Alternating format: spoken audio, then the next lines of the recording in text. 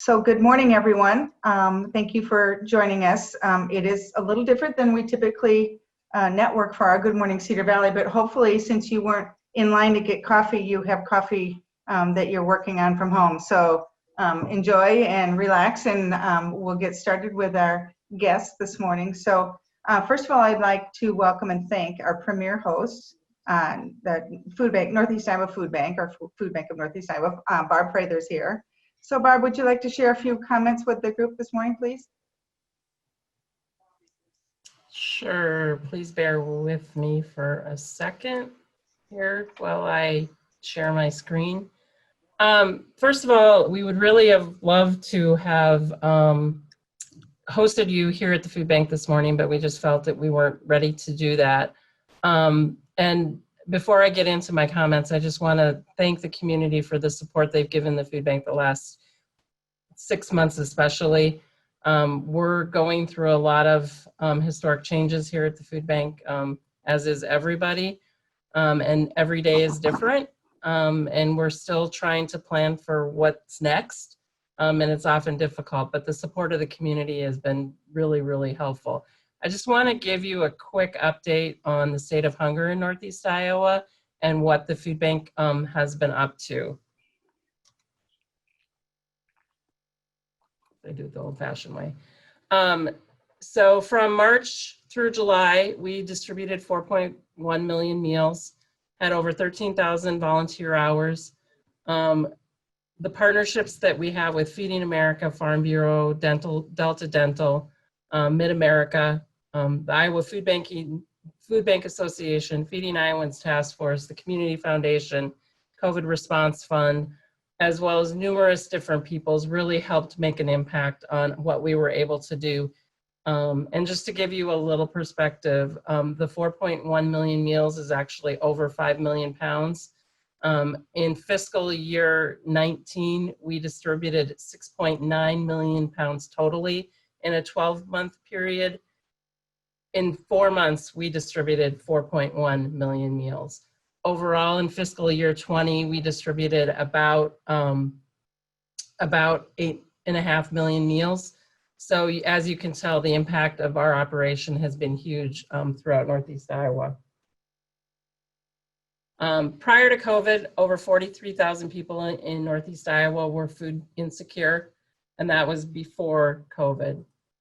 But because of rising unemployment, underemployment, and poverty rates, that will cause the figure to increase, and it already has. It's estimated that over an additional 18,000 people will be food insecure. And how that number is figured is actually the number of people that were food insecure was on a record to go down because we were making great progress with what we were doing. But unfortunately, it didn't go backwards, it went forward. So now it's estimated that 52,000 people in Northeast Iowa will experience hunger of some sort and lack access to an adequate supply of food. So in the earliest days of our crisis, we had many immediate priorities. We needed to ensure that we could secure food. If you remember, supply chain wasn't great.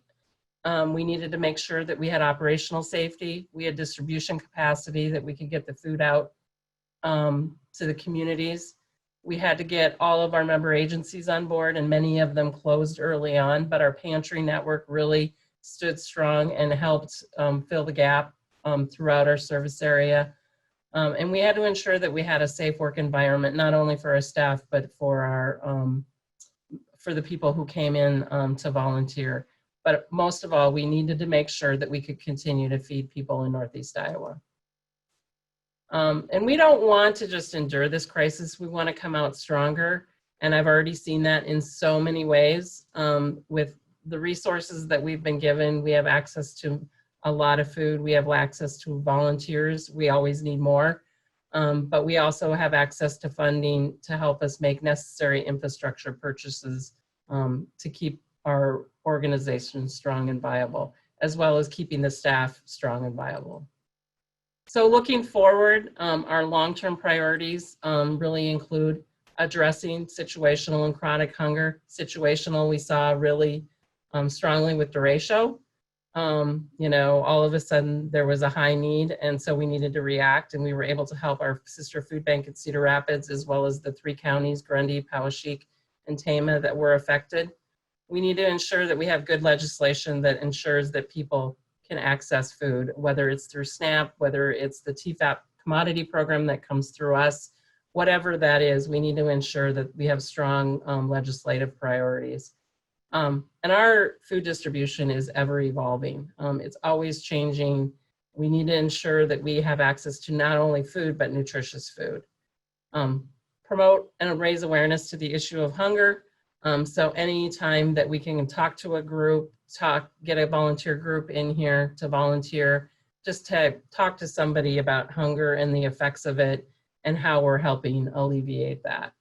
But also ensure that we have sustainable sourcing, not only funding, but food sources, because if we don't have the food, we can't distribute it, but also if we don't have the funds, we can't access the food to distribute it.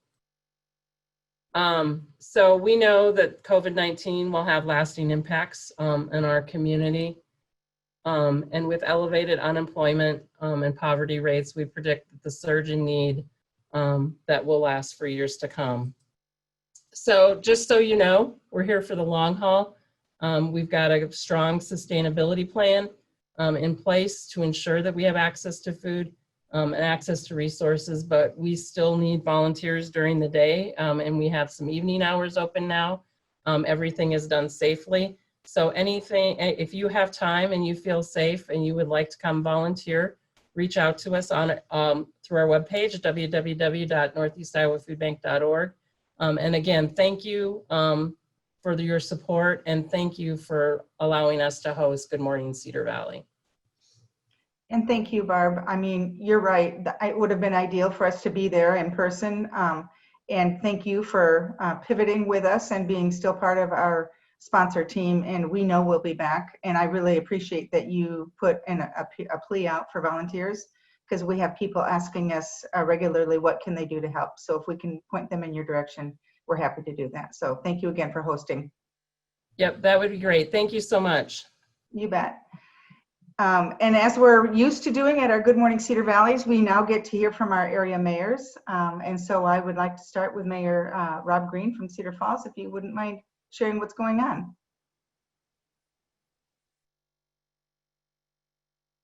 All right, so I'll go ahead and share my screen, and just a moment here.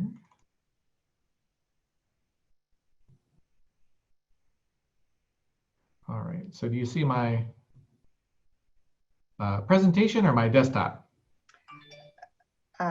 Whatever, it looks like a presentation to me, but it's probably okay, great. desktop. Good Morning Cedar Valley. If it says that, we're in good shape. Yep. Yes. Okay, super. Yeah, it's not showing that on the screen here. So I have an update for you, and there's some dates that are included on this. So I've included a link to that item on the web. It's at bit.ly/CF-SEP20, as you see on the screen there. So just some quick updates for you today. We have a few big projects that have come to fruition in the last couple of months. Some of the big ones being in our industrial park. Cunningham Construction just finished and moved into a 10,000 square foot facility up in the North Cedar Industrial Park. Zoidberg North America moved into a 30,000 square foot facility in our the Cedar Falls Industrial Park. Air King Filtration also a new 20,000 square foot facility there.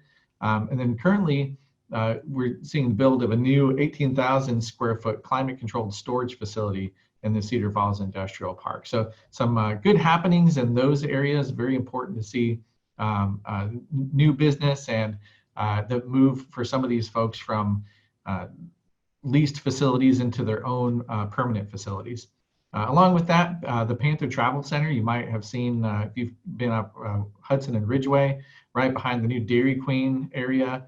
That new travel center is supposed to be opening up next week. And then Ashley Home Store over at the College Square Mall is under build right now. They're currently laying the foundation for a significant addition to that area, and work will continue on that to open next year. Also note that we are still in the process of rebuilding our downtown pavers, which if you've been in our downtown area, you've seen some of the completed areas for that.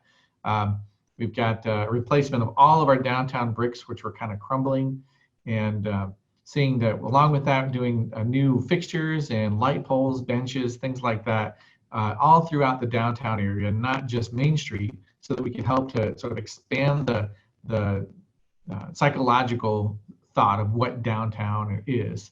So you'll see that on State Street and Washington as well. We moved it forward because of COVID.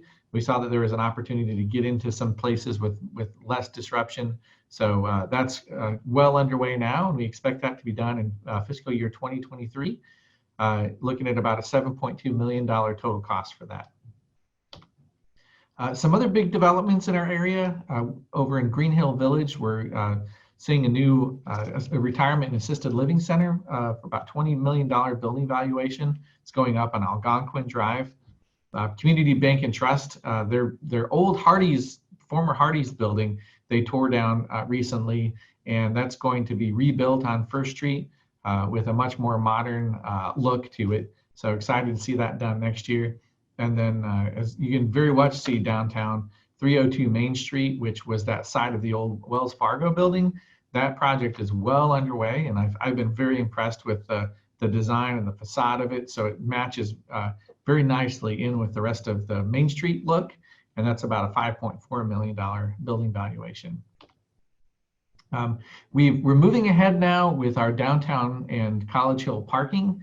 We originally were going to put that into place, the metered parking back in March, but we decided to delay that due to COVID-19. And so that's going to go into effect on October 1st fully.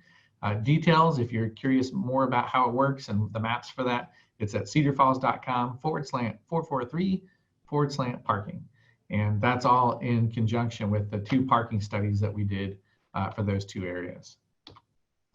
Here's a lot of text, but I wanted to show that we are working right now on a resilience plan, which originally was put forward as an environmental sustainability plan, but with our consultant that we contracted with, we found that there were many more areas that we could talk about in terms of sustainability and ensuring that we're prepared for the years ahead. So on here, you can see the workshops that we've got set up for it are in a variety of different areas that all tie together. So that'll be running October 20th to October 29th, and then we'll be doing some online workshops around that time, and then we'll have a town hall on November 10th to discuss the input and the considerations from that the consultant group for how we can move forward, particularly with stronger environmental sustainability. So keep those dates in mind. And along those lines of new plans, we're still working on our zoning code updates. You've heard it called our Cedar Falls, or the Downtown Visioning Project, the College Hill Visioning Project. So that still is in the works. We're looking at over 5 years having about almost $1 million spent to revitalize our city code, which hasn't been updated in a huge sense. We've done small pieces of it, but the last time it was fully laid out was 1970. So during the next couple of weeks, you're going to see College Hill go through the same kind of visioning plan that we had for downtown. And October 3rd to the 8th are the really important dates for it. There are some virtual workshops that'll be occurring. We have a design studio, and then presentations, and we're looking for council to adopt what the recommended changes are in November and December of this year. And after that, the consulting group and attorneys will be able to move forward with creating the actual zoning codes, which will allow us to accomplish the things that we talked about in our visioning plans. So October 3rd through 8th, the dates for that. And that's my presentation. Very good. Thank you, Mayor. Always good to get updates from our communities. So I appreciate you spending time with us this morning. And now I'd like to welcome and introduce and thank our gold sponsor, Brian Ernest from Ambridge Marketing and Fundraising. Would you like to say a few words, Brian? It helps if you unmute my, yeah, what? my video and audio. Good morning. Yeah, on behalf of Amperage, we're just very proud to be a sponsor of Good Morning Cedar Valley. Our company, Amperage Marketing and Fundraising, and our team of 50 Ampers continue to just help clients around the country to help with communication, branding, marketing, and fundraising needs. Our team of planners and research specialists, public relations specialists, media planners, video producers, copywriters, designers, programmers, and digital strategists, and on and on. We've been really busy this year. As you can imagine, in this environment that we're in right now, organizations need a lot of help. And whether that's with research in this new COVID-influenced world, organizations definitely need to know what their stakeholders think. We've been doing a lot of planning, a lot of crisis communication work with organizations, certainly helping a lot of organizations move to a more digital platform to connect with their customers, their donors, their volunteers. We've been helping a lot of organizations with messaging. What do I say in a time like this? And so we've been helping a lot of organizations do that. And then, as Barb stated earlier, our nonprofit community is struggling, and for them to get their message out, but also to help them raise money. Those needs that were existing in the communities pre-COVID haven't gone away. And so those organizations that need to raise money, we're helping them with some really exciting projects around the Midwest that we're helping to raise dollars with. So it's great to be with all of you this morning, and great to sponsor a Grow Cedar Valley event. Thank you, Brian. And it doesn't go unnoticed, all of the input and all of the help and all of the strength that we had at our award ceremony Tuesday night. And thanks to Amperage for the videos that you all watched. Those were done pre-COVID, and some of that was noticeable, but all of the messaging was absolutely spot on. And we can't thank you enough for everything you've done for our organization. Thanks. You're very welcome. And now we'll go to Waterloo Mayor Quentin Hart. What about an update from Waterloo, please?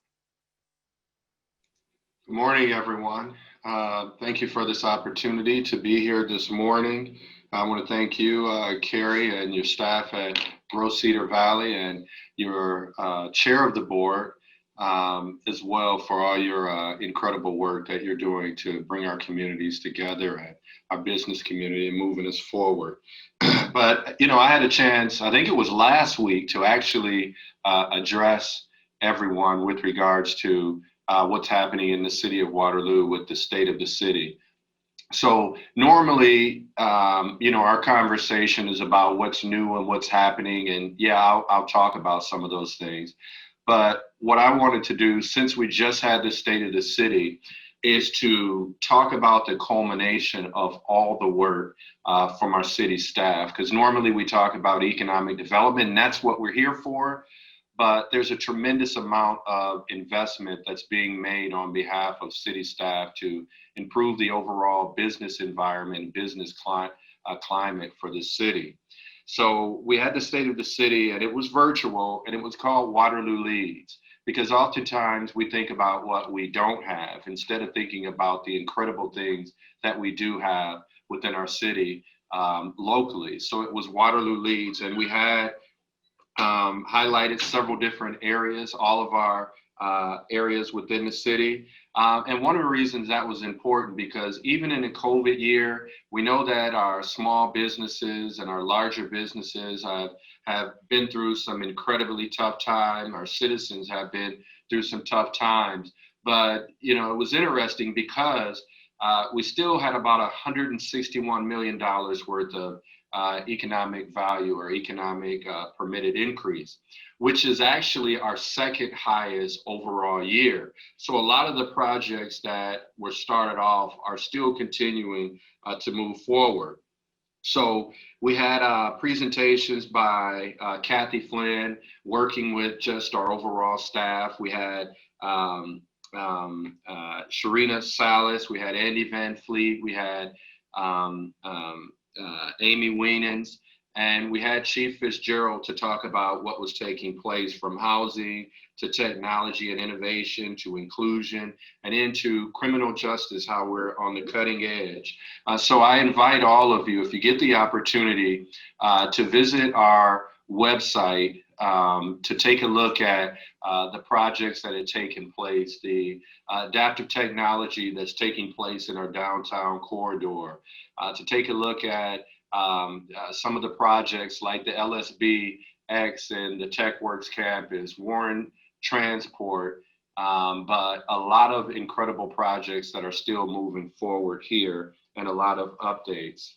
But I also wanted to mention as well, when you visit that site, but also remember there's several different projects from partnerships with the University of Northern Iowa to Hawkeye Community College, which has worked with us to go back into neighborhoods and redevelop houses in particular areas that need some support. We just sold the first house, which is incredible to see that homeowner there sitting outside on the porch in a newly built housing development. We have the U of I partnerships that's doing a number of partnerships throughout the entire community. Of course, we know Lincoln Park, that renovation, the skate park is coming up, and I want to say that maybe October 1st that will be happening. So you'll get an opportunity to see me on a skateboard coming up. Streetscapes, we've been very active in national communication. In case you didn't know, with the National League of Cities, the League of Cities, and other organizations, the Federal Reserve Bank of Chicago, we just made a presentation about what our efforts are going to be towards recovery and making sure that on the federal level, they don't forget about our small businesses and making sure that we can continue to empower all of you to be successful in these very turbulent times. And then we also just put out a RFQ for strategic visioning for the city. I've talked about it for a number of years. Now it's time to actually create that community-wide vision. So there's an RFQ out there for that. So we've had a tremendous amount of success, even though we're in the midst of a COVID year. And I want to leave you too. We've seen civil unrest in so many different cities across this country. And I want to say that I am proud of the way that our PD has stepped up with their new vision on policing, with their new vision on interactions with our community, and just changing how we are doing 21st century policing. There is an app called Atlas where you get real-time communication. But all of these things, we may think that they're separate from the big picture of creating an incredible business environment, but they are absolutely interconnected. So I want to give a shout out to all of the municipal city staff in Waterloo and in Cedar Falls and in Waverly and our surrounding areas for being incredible public servants, for creating that environment, helping that environment for all of you to be successful. So I invite you to the Waterloo Leads portion of our website so you can see the tremendous work that had taken place over the course of the next year. Thank you. Thank you, Mayor. And your State of the City address was amazing, and it was great to have the updates that they had, but it was just another example of how we need to do things differently. And it was a great event. So thank you for sharing that with us. We have another gold sponsor with us today, Hawkeye Community College. So President Holcomb is with us. Would you like to share a few comments, please? Sure. Good morning, everybody. It's great to be with you. Being one of the new people to the communities here, it's really exciting to partner with Grow Cedar Valley. What a wonderful professional organization. And I will tell you that I'm very, very proud. Hawkeye Community College is proud to be associated with the organization.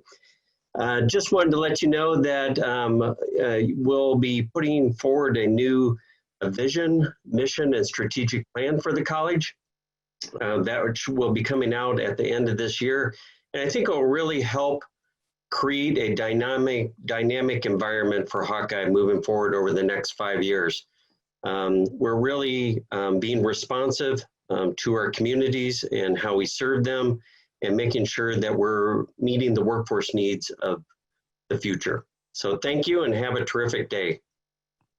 Thank you, Dr. Holcomb. Glad to have you, and we love having you part of our community too. So all of our partnerships that Grow Cedar Valley has with our higher education facilities and institutions is critically important to what we do. So thank you, and thanks for being a sponsor this morning.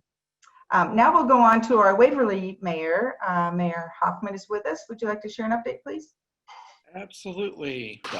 A lot of things going on here in Waverly right now. We've got our ball diamond facility is well underway. Phase 1 is just about complete, which was all the rough grading and sub infrastructure installation. This facility will serve about over 750 youth, ranging between the age of 3 years old and 7th grade. Currently, about 21% of the project is funded by confirmed cash donations, and other donations are being pledged to include naming rights sponsorships and the like. The city is also committed to funding a portion of the project in this current year's financial budget. We should be able to see play on the fields within about 18 months. Our old Red Fox Inn facility on the west entrance to our community is under a redevelopment process right now. The facility was first opened on February 1st of 1974, and it was a 44,000 square foot facility with 118 hotel units and a pool. It also had banquet facilities with 2 restaurants, including the infamous Abe Downing Steakhouse, as well as a bar. It closed in the end of December of 2018, and most of the furnishings were sold at auction last October. And shortly thereafter, vandalism ensued by local youth which took place mainly on just the interior of the structure.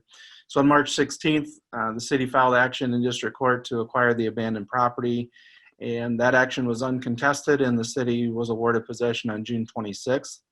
So at last Monday's city council meeting, the council was afforded the opportunity to review 2 development proposals, where one was selected. So the proposal that was selected is to redevelop the building into a facility that will have hotel in the front, and then the back building is going to be, I believe it's 34 units of rental units. And then the front is 48 hotel rooms, bringing back the banquet facilities, restaurant, and bar scene. It also has some additional, it's about 8.25 acres out there, so it'll have some additional land for potential future development of some sort.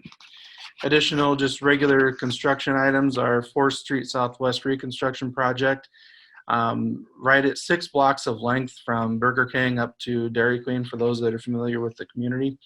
Widening from 2 lanes to 2 lanes with a center turn lane. There'll be enhanced pedestrian protection at intersections. Utility upgrades, including a sewer main relocation that had previously gone under a church to a side easement. Should be open in mid to late November, just depending on the weather. 20th Street Northwest in the community was a project that was in the working for many years. Neighborhood was very excited that they took it upon themselves to have their own ribbon cutting ceremony.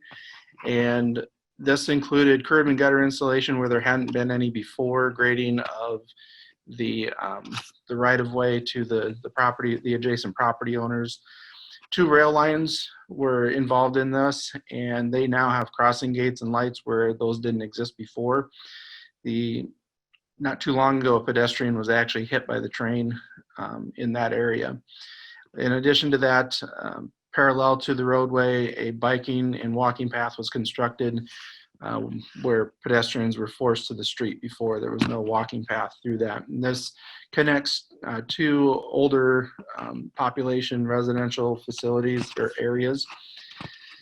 10th Street Southwest, which is a primary access point to the Waverly Health Center for a lot of emergency traffic currently right now, is open as well. That road was needing some infrastructure updates beneath the surface, and we also added a second sidewalk on the opposite side of the road where there was not one before.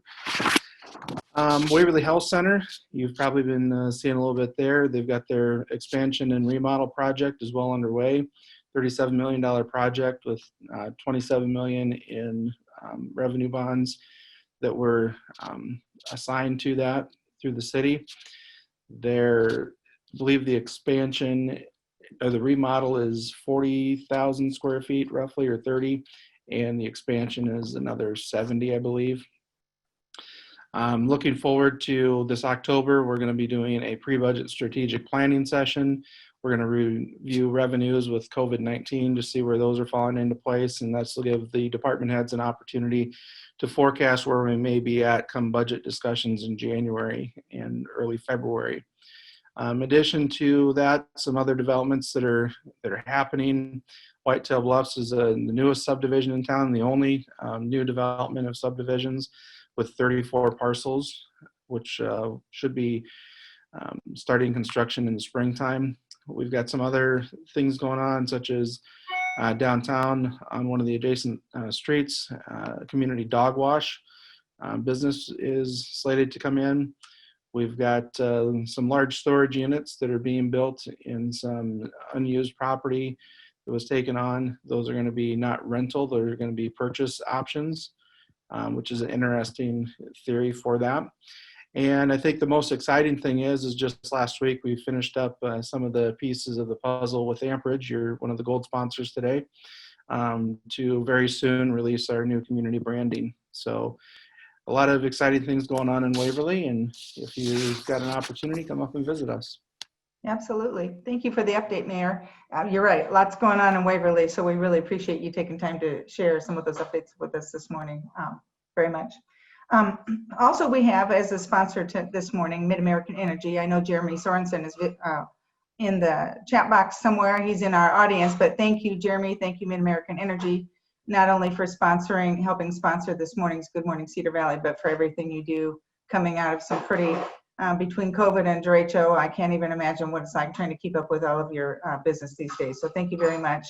And with us also this morning, we have Gwen Berry from the University of Northern Iowa. And we've been working with you and I and Gwen and her team on the Economic Inclusion Summit coming up in a couple weeks. It's just around the corner, folks. So take a look at your calendars and get signed up. But Gwen, would you share an update about what people can expect when attending the summit? I'm going to real quick share my screen and just want to quickly show you. All right, there we go. So this is our opportunity to invite you to the upcoming Economic Inclusion Summit. The dates are October 8th through the 9th. This year we're doing it a little differently. First of all, it'll be virtual. We've got some really exciting opportunities there. With it being virtual, we're going to do some very interesting things that I think will be entertaining for everyone as they move between sessions. But also we're going to kick off the conference this year with 2 sessions near the end of the workday on October 8th. Our keynote and welcome actually will be on October 9th. Our keynote this year is Commissioner Kevin Warren. He is the first Black commissioner of a Power 5 athletic league in college athletics. If you haven't heard him, you want to hear him. And if you have heard him, you want to come back. He's an amazing speaker. We won't be talking to Commissioner Warren about football, coronavirus, or the football schedule, but we will be talking to him about a lot of his efforts around diversity, equity, and inclusion, including the fact that one of the first things he did as a commissioner was to start an anti-racism, anti-hate coalition in the Big Ten. And we're going to talk, he will tell us how that's going, some of the things that he and his wife do, but his whole focus will be on how you go from talking about diversity, equity, and inclusion to doing diversity, equity, and inclusion. And we're really excited about having him come talk to us. Cost for the summit this year is $50. Registration information is it's at growcedarvalley.com. All the information is right there. So we want to get you registered. You think of anything else, Cary? If you have folks that want to attend or know of folks that want to attend and the cost is an issue, we have some sponsorship opportunities. So just let one of us know. This is important information. And so we need to make sure that people that need to hear it are able to be part of the audience. So thank you, everyone. Definitely. And in this environment, every day there is another opportunity, we'll call it, to talk about diversity and inclusion, to talk about race. And there will be sessions on how do you do that and what happens when people keep seeing images of racial trauma. How do you, as an employer, deal with that in the workplace? Because people bring their whole selves to work. And so you have that in the workplace as well. So if we can help you at all with any questions, by all means, be in touch with us. Otherwise, basic information is at growcedarvalley.com. Thank you, Gwen. You bet. Thanks so much. And thanks for all of your work getting this put together. Thank you all. We have one other sponsor with us today that would like to share a few comments. We've got Sue Armbrecht from Midwest One Bank. And I believe, yes, you are. You're on, Sue. Go ahead. Thank you, Cary. Good morning, everyone. Well, I will be all vocal this morning, doing that. My computer is in travel mode as I'm heading to Wisconsin offices. So again, good morning. And I thought I'd just take a few minutes and give you a little background on Midwest One Bank. It was a family-owned bank that was founded in 1934 in Iowa City, Iowa, and which remains our headquarters today. Originally, it was known as Iowa State Bank and Trust. Growth started to happen in the late 70s and early 80s. We then merged with Midwest One Bank in 2006 and changed the name from Iowa State Bank and Trust to Midwest One. Then a merger happened in 2016 with Central Bank out of St. Paul, Minnesota, which expanded us into Minnesota, Wisconsin, and Florida. We were then approached by a few gentlemen out of Denver, Colorado, who were very interested in joining our Midwest One culture. After working through all the legalities, we opened an office in Denver during that same time frame of 2016, 2017. We then most recently merged with American Bank and Trust out of Dubuque in 2019, which then leaves us today, we are having 61 locations in 5 states.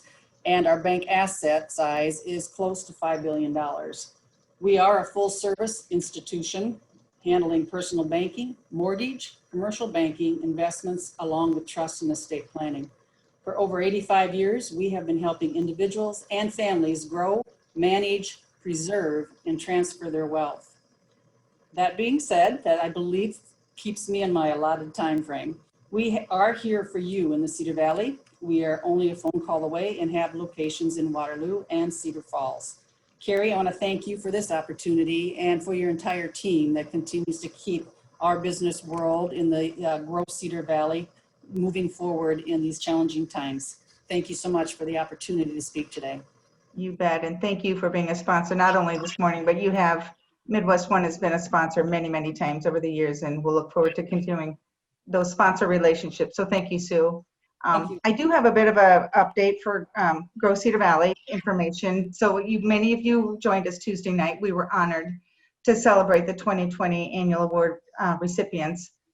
Again, can't thank Amperage and KWWL and Community Bank and Trust enough for their sponsorship, as we did things much, much differently, as you noticed.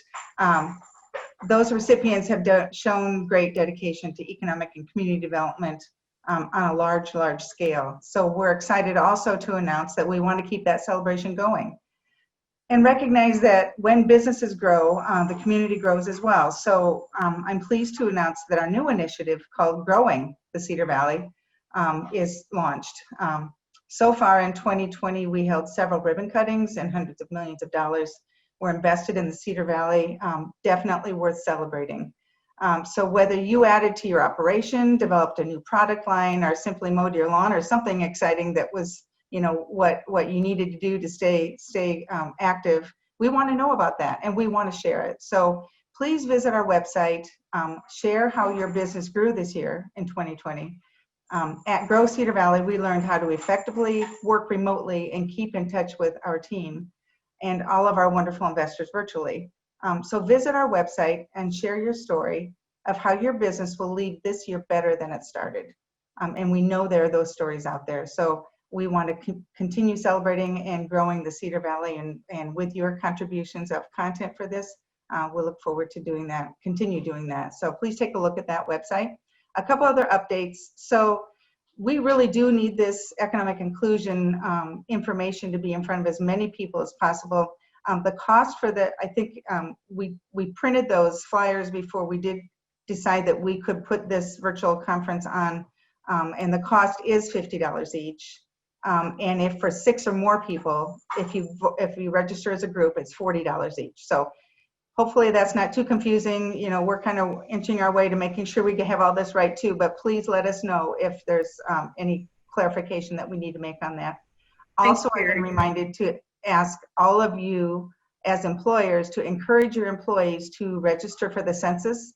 That is critically important that we as a Cedar Valley and Northeast Iowa get those numbers counted. So thank you. Did you have something else, Gwen? Okay. And so again, census, make sure you're getting your employees out there to be counted. Don't forget to sign up for the Economic Inclusion Summit. Thank you all for being engaged as we work on communicating with you virtually and joining us this morning. We have more than 80 people that joined us this morning. Typically, we have about 150 in person. So we feel like this is a win. We know you have choices and we know you have other work to do and other things to do first thing in the morning. So spending your Thursday morning first thing with us is very important. So we appreciate it. And we will probably do another virtual Good Morning Cedar Valley and then look forward to as soon as we can get back in person, we will do that. So thank you all. Have a great rest of your week and a wonderful weekend. Take care. Thank you, everyone.